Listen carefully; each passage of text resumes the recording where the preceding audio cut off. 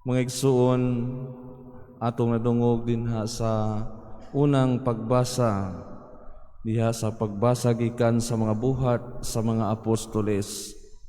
Si Pedro ug ang ubang mga apostoles mitubag, kinahanglan sundo namo ang Dios ug dili ang mga tawo. Kinahanglan sundo namo ang Dios ug dili ang mga tawo.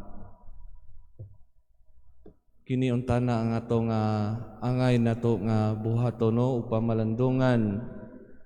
Kaya diha sa alang sa mga apostoles, sila nga nagatuo nga nabanhaw ang atong Ginoo, anaa man ang ilang kadasig dinha sa pagsangyaw sa maayong balita. Bisan pa kung sila gidid-an, bisan pa kung sila gihadlok nga patyon, apan sila nagpadayon dinha sa ilang misyon, dinha sa pagsangyaw sa atong Ginoo.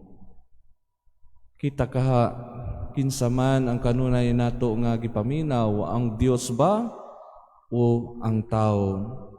Ang Dios ba o ang kalibutan? Sa atong kinabuhi, inabitan niya kita nining kalibutana, kasagaran ang atong focus sa atong kinabuhi kung unsa lamang ang atong makita, kung unsa lamang ang atong masinati, maoy mas labing importante. Mao na nga usahay kadaghanan nato dili kaayo mo tan-aw diha sa espirituhanon, kay kasagaran ang gilantaw kung unsa ang naa karon. Mas labing importante ang sa karon kaysa ang umaabot. Mao na nga bisan pa kung ang atong simbahan moingon nga kining mga sakramento timaan sa dakong gugma sa Ginoo pananglitan diha sa sakramento sa bunyag, di nakadawat kita sa balaang Espiritu Santo. Ang mga bata nga gibunyagan, usahay makalimot ang mga ginikanan nga kanunay ilang dalhon, isip kabahin sa ilang responsibilidad katong mga maninoy ug maninay nga mailhan sa bata kung kinsa ang atong Ginoo. Kay asa naman ang focus nila sa mga ginikanan, usahay sa mga maninoy ug maninay, diha raman sa mga kalibutanon. Oo, usahay naa ang pagpaningkamot diha sa panginabuhian. Apan usahay makalimot na kita dinha sa Ginoo, mas gipalabi na nato ang pagpanginabuhi, gipalabi na nato ang pagpangwarta, mas gitagaan nato og prioridad nga usahay daghan na ang nadamay sa atong kinabuhi. Ilabi na gyud kini nga espirituhanon, usahay ang tibuok pamilya dili na musimba, dili na gitagaan og prioridad. Apan kadtong nagatuo dinha sa Ginoo, kita karon nga kanunay nga naningkamot nga musimba sayo sa buntag, nasayod kita kung unsa kini kaimportante alang kanato. Mas naminaw kita sa Dios kaysa unsa ang anaa nining kalibutana. Kay atong hinumduman nga kung unsa ang ikahatag ning kalibutana, dili gyud kita matagbaw. Kana mo'y atong hinumduman. Bisan pa kung hatagan kita og kwarta, makadawat kita og mga butang, makakupot kita og gahom, naa ang dungog, usahay ang tao dili matagbaw niini. Ug gani mao pud ni hinungdan kung anong kita mapahitason.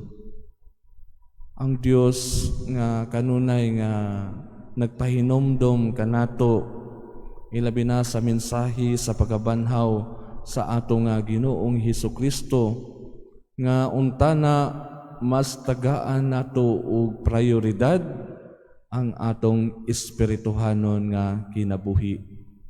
Sa kanunay ipahinumdum usab kanato nga ang atong kinabuhi dinhi ni kalibutana mubo ra kaayo kumpara sa kinabuhi sa umaabot.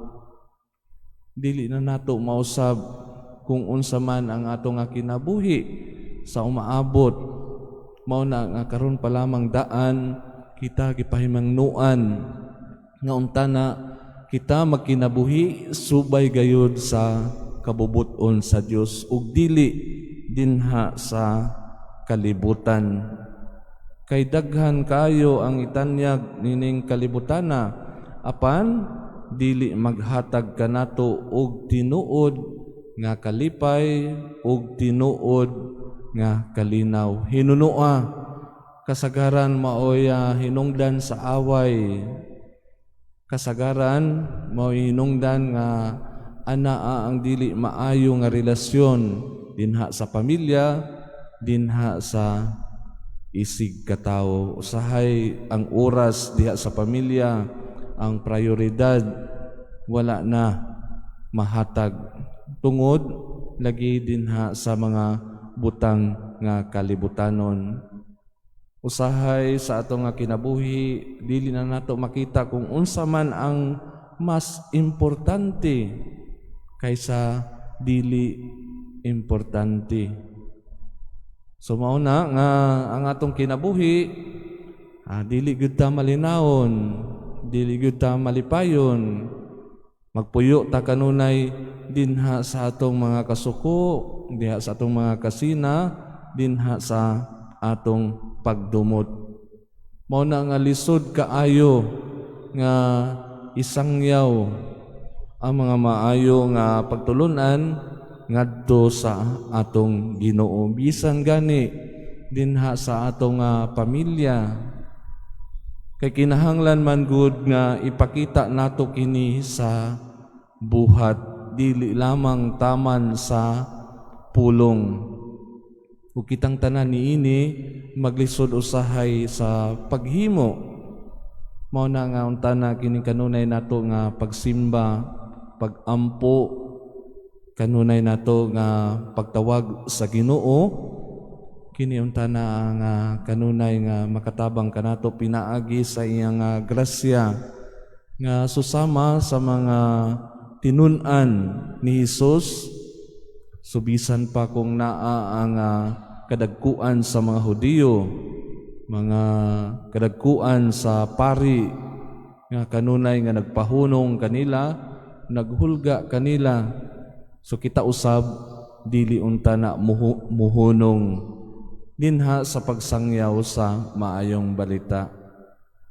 Kay kita nga mga tao dali ra pod kita mahiubos, dali ra kita mawad-an og gana dinha sa pagbuhat sa mga espirituhanon nga buluhaton. Usahay gani kining atong pagampo, usahay makalimot na kita sa pagpasalamat sa iyo sa buntag, adisel matulog, usahay makalimot na kita sa pagpangayo o pagpasalamat dinha sa Ginoo. Mga igsoon dinha sa atong kinabuhi, kung wala ang Ginoo, ana agyod ang kangit-ngit sa atong kinabuhi. Ang Ginoo nga nagsimbolo sa kahayag, mao man kini ang Paschal Candle no nga nagpahinomdom kanato nga ang Dios ning buntog dinha sa kangit-ngit. Mao na nga kung wala ang Ginoo sa atong kinabuhi, naagyod kanunay ang kangit-ngit, naagyod ang problema, naagyod nga dili ta magmalinawon, naagyod ng sala kanunay sa kinabuhi. Apan kung magpuyo kita sa kahayag,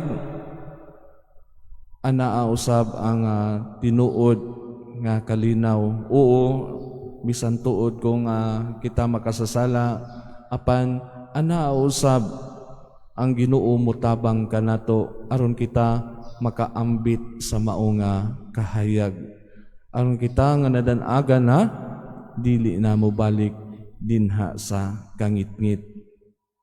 Kay kung wala ang Ginoo sa atong kinabuhi, mas bugat pa man ang mga problema, mas dagko ang problema ug dili nato makita kung unsa ang kahulugan dinha sa pagkabanhaw sa Ginoo.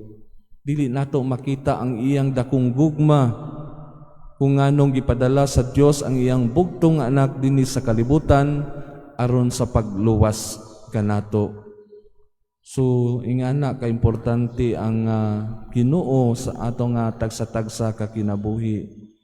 Mao na nga sa kanunay pangayoon po nato ang panabang sa atong mahal nga inahan, ang Birhen sa Regla, nga untana sa kanunay siya magpahinumdom kung unsa kadako ang gugma sa atong Ginoong Jesucristo nganhi sa matag usa kanato.